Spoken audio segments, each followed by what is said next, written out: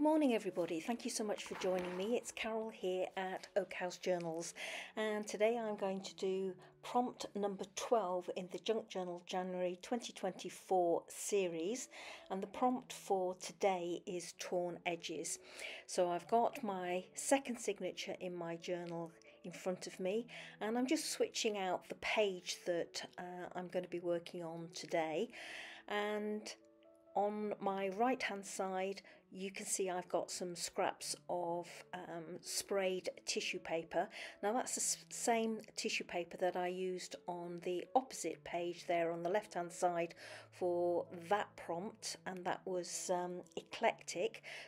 So I'm using the same tissue paper so that at least these two pages can blend together.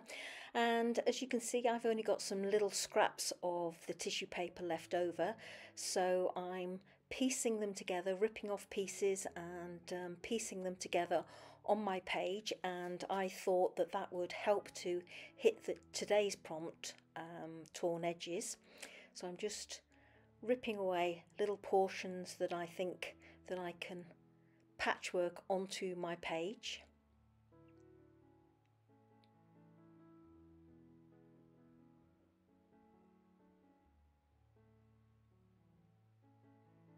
Just ripping them and gluing them down as I need to.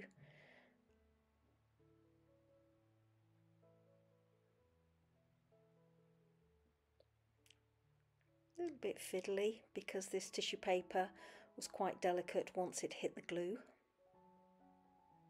But I've got just about enough to cover my page, as you can see, with a few very tiny scraps left over. So I've left this to dry for probably about 2 or 3 minutes before I go in and rip away the edges. So this is what I'm about to do here. My page is nice and dry, so I'm just going to tear away any excess, and I'm using the edge of the page to tear my tissue paper away.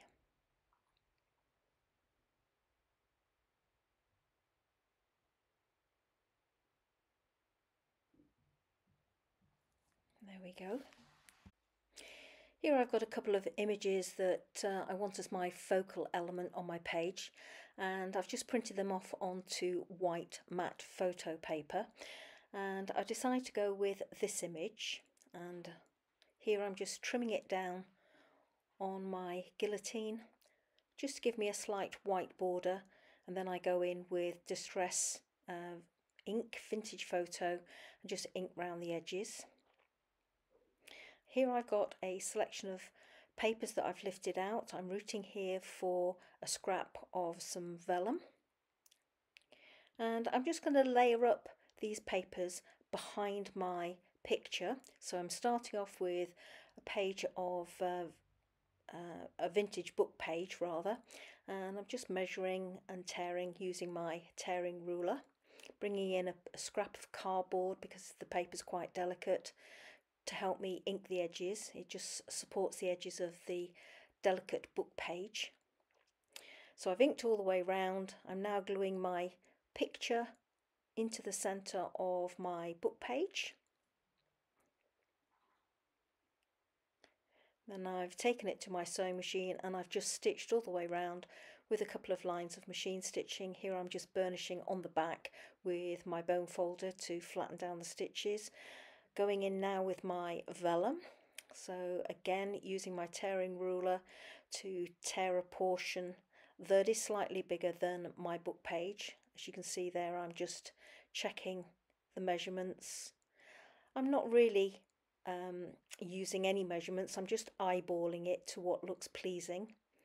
When I use my mat there, I'm actually just making sure that when I do rip away using my tearing ruler that I can get a sharp 90 degrees, because I'm not known for being able to cut or draw anything in a straight line. So as you saw there, I went in with the vintage photo again to ink the edges of the vellum. Here I've got a scrap of paper that again I was playing with a while ago when I was doing that tissue paper, and I was just spraying it again with Distress spray, and as I keep mentioning, frayed burlap, ice spruce and speckled egg were the colours I used.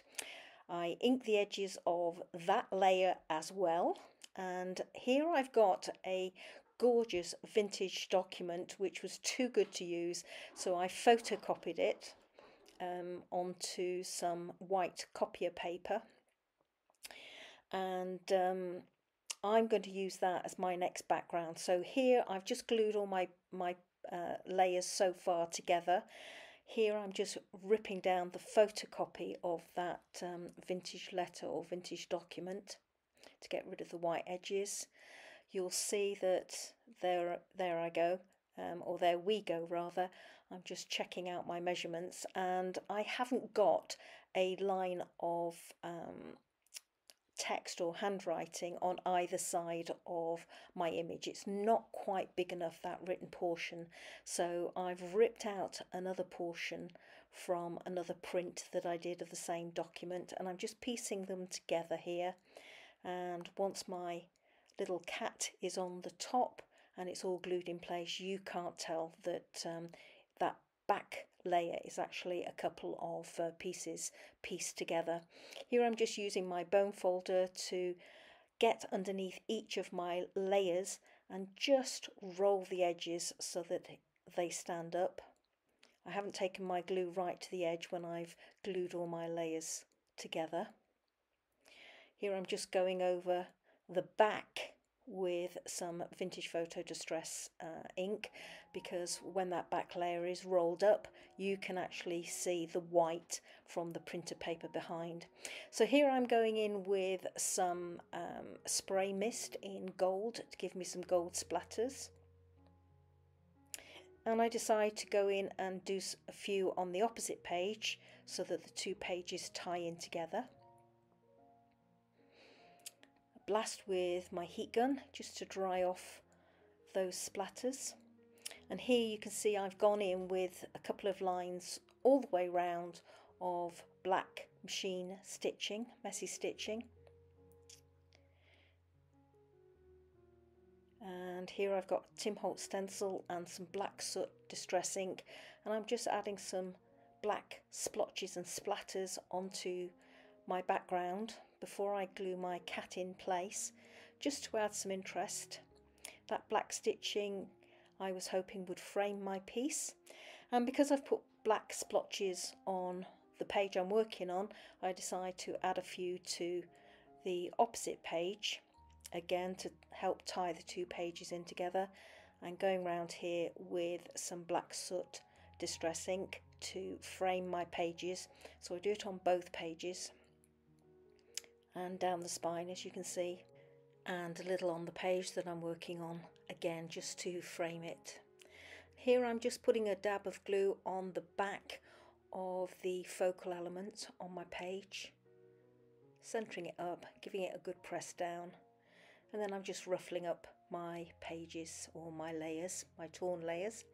And just one final thing, I decide I want to put a little label on here somewhere, so I'm rooting around in some of my Tim Holtz labels to find one that will be right, and having found one I just go around the edges with vintage photo distress oxide ink, pop on a dab of glue, and I decide I want to position it just slightly hidden underneath the bottom center of my picture or my focal element. So there we go everybody, that's my prompt for today, or my page for today, to hit the prompt torn edges. As always, I hope you enjoyed seeing this one come together. I hope you like my quirky image of a cat there. I thought he was quite fun and worked well with the eclectic photographs or pictures that I had on the opposite page. Thank you again, and I hope to see you for the next video in this Junk Journal January 2024 series. Until then, bye bye now.